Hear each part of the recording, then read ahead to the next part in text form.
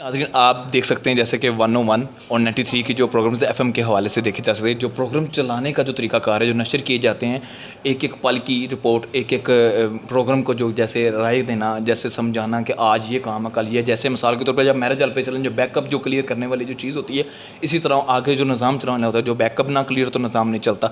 मेरे साथ मौजूद हैं फलक शेर साहब, उनसे बात करने की कोशिश करते हैं एफएम के हवाले से। सर अस्सलाम वालेकुम। वालेकुम सलाम जी, बहुत बहुत शुक्रिया। एक तो 92 तेज़ टीवी का कि आपने आज हमारी जो 41st जो 41वीं सालगिरह थी उसमें आप लोगों ने शिरकत की और कवरेज की, आपका बहुत बहुत शुक्रिया।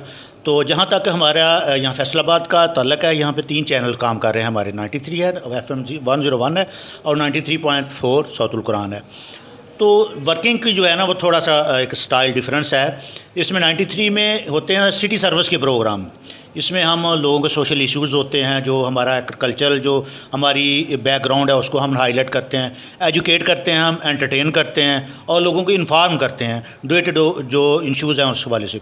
जहाँ तक 101 का ताल्लुक़ है, ये प्योरली एंटरटेनमेंट का चैनल है, यूथ का चैनल है, जो और इसकी इनागोरेशन हुई 1999 में। तो इस वक्त जो रेडियो पाकिस्तान के पैरेलल जो है ना हमारा 93 के पैरेलल नेटवर्क 101 का नेटवर्क भी काम कर रहा है। तो ये जो है एक प्योरली यूथ का चैनल है और एंटरटेनमेंट का चैनल है। और तीसरा जो है हमारा वो सौतुल कुरान का, जहाँ पे राउंड क्लॉक जो है आप तिलावत कुरान मजीद और तर्जमा जो है वो समात फरमाते हैं। और जहाँ तक यहाँ पे फैसलाबाद की बात करें तो 41 साल हो गए हैं। तो और मेरा जो इस इदारे के साथ ताल्लुक़ है ना, गो मैं एज ए ब्रॉडकास्टर मुझे 20 साल हो गए हैं, आज मुकम्मल हो गए हैं 20 साल। मुझे मेरा 21वां साल शुरू हो जाएगा कल से इंशाल्लाह। मगर बतौर लिसनर मेरा 41 साल का ही इसके साथ फैसलाबाद रेडियो के साथ ताल्लुक़ है। यहाँ मैं अभी सुबह जो हमारा लाइव प्रोग्राम था उसमें मैं बात कर रहा था हमारे जो मेज़बान थे उनसे कि मैं उस वक्त 2nd क्लास में था, 2 क्लास में था जब मैं रेडियो सुना करता था। उस वक्त टेस्ट ट्रांसमिशन शुरू हो गई। तो ज़काउद्दीन आसफ़ अल्लाह जन्नत नसीब करे, उनके हमारे बड़े प्रोमिनेंट नाम था फैसलाबाद का, जो राबिते चना के कंपेयर थे, तो वो टेस्ट ट्रांसमिशन किया करते थे। तो मैं रेडियो जो था मेरा बेसिकली जो ताल्लुक़ है वो गांव से बैकग्राउंड है, रूरल बैकग्राउंड। वहाँ पे इलेक्ट्रिसिटी या टीवी वगैरह का उस वक्त रवाज नहीं था। तो रेडियो साटी प्योरली एक हमारे लिए ना एंटरटेनमेंट का ज़रिया होता था। दो रात को पूरे गांव के लोग एक मरकज़ी जगह पर जमा हो जाना और उन्होंने रेडियो सैलून सुनना, रेडियो BBC सुनना, रेडियो पाकिस्तान सुनना, ये सुना करते थे। तो जब मुझे थोड़ा सा इस चीज़ का मैंने होश संभाला, तो हमारे घर में एक छोटा सा सेट था रेडियो का। जापान से वो हमारे एक रिलेटिव थे, वो किसी गल्फ़ स्टेट में गए थे, उन्होंने गिफ्ट किया था मैं। तो हमारे पूरे मोहल्ले के लिए वो एक एंटरटेनमेंट था। सारे हमारे बुज़ुर्ग जो थे, हमारे दादा जान अल्लाह उनको गरीब के रहमत करे, हमारे जो चचा जान, सारे हमारे घर में इकट्ठे हो जाना और सेंटर में हमने रेडियो रख कर सुनना सारा। तो उस वक़्त का मुझे याद है कि उस वक़्त दोपहर के वक़्त फ़िल्मों की प्रमोशन हुआ करती थी, जितनी फिल्में सिनेमा में लगती उनकी प्रमोशन होती थी। फिर इसके बाद ये जो फैसलाबाद में स्टार्ट हुआ, टेस्ट ट्रांसमिशन शुरू हुई। फिर इसके बाद लोकल जो हमारी मीडियम वेव 1476 किलोहर्ट्ज़ पे हमारी ट्रांसमिशन शुरू हुई। तो इसकी रिसेप्शन जो थी ये बहुत अच्छी थी।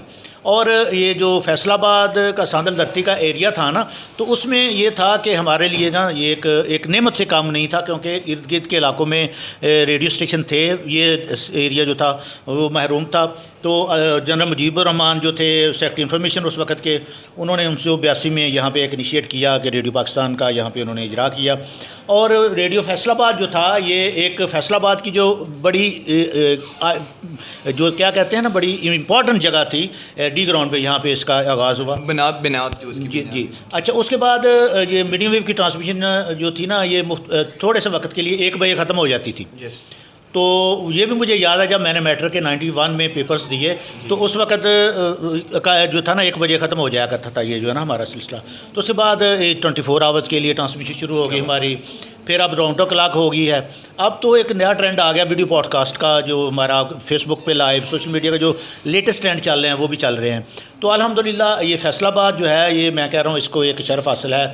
ये फैसलाबाद का एक बड़ा जो है ना, इसको ये प्लस पॉइंट है कि यहाँ से बड़े नामवर लोग जो थे, बड़े प्रोमिनेंट लोग थे, बड़े नामवर लोग थे, जो जिन्होंने हर फील्ड में, फ़नून लतीफ़ा में, एजुकेशन में, शायर व शायरी में, नात में, हर मैदान में जिसमें भी आप कहेंगे वहाँ पे उन्होंने अपना नाम कमाया और अब भी अल्हम्दुलिल्लाह नाम कमा रहे हैं।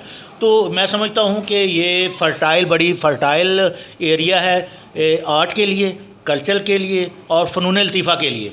और यहाँ पे जितने फैसलाबाद के जो लोग हैं इन्होंने पूरी दुनिया में पाकिस्तान का और फैसलाबाद का नाम रोशन किया है।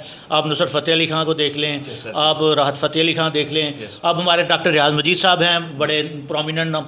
हमारे स्कॉलर्स जो थे, जो हमारे जो जितने भी शोबाजात से तल्लक़ रखने वाले लोग थे, उन्होंने बड़ा एक्टिवली पार्टिसिपेट किया। तो मैं कहता हूँ कि ये जो सफ़र है हमारा 41 साल हो गए जारी है, इंशाल्लाह जारी और सारी रहेगा। जी फलक साहब से लास्ट सवाल है सर लास्ट वाला सर, ये मुझे एक बताइएगा, आपको मैक्सिमम रेडियो के हवाले से 22 ईयर्स हो गए हैं, तो मुझे ये बताइएगा कि रेडियो पे कैसे आना। मैं रेडियो में, जैसे मैंने गुजारिश की ना कि मैं शुरू से ही रेडियो का लिसनर था। मैं यही कह रहा हूँ, जब टेस्ट ट्रांसमिशन शुरू हुई उस वक्त से मैं रेडियो सुना फैसलाबाद, तो मैं बड़ा परमानेंट लिसनर था। जब भी पढ़ाई से फरागत होती थी तो मेरे लिए एंटरटेनमेंट और बीइंग जो मैं रूरल एरिया से मेरा जो है तल्लक है, तो ये हमारे पे यहाँ पे गांव में एंटरटेनमेंट ही रेडियो होती थी वहाँ पे। तो वहाँ से ये एक शौक़ डेवलप हुआ और अल्लाह का शुक्र है कि जो मेरा शौक़ था, अल्लाह ताला ने मेरी जो फ्यूचर, जो मेरी प्रैक्टिकल लाइफ भी थी, जो मेरी प्रोफेशनल लाइफ थी, वो भी रेडियो कर दी। और मुझे अल्लाह का शुक्र है कि सुकून है कि मैंने एक अच्छा और बड़ा अदारे में को मैंने ज्वाइन किया और इस अदारे के अदना सा कारकुन के तौर पर मैं काम कर रहा हूँ। थैंक यू सर, बहुत शुक्रिया।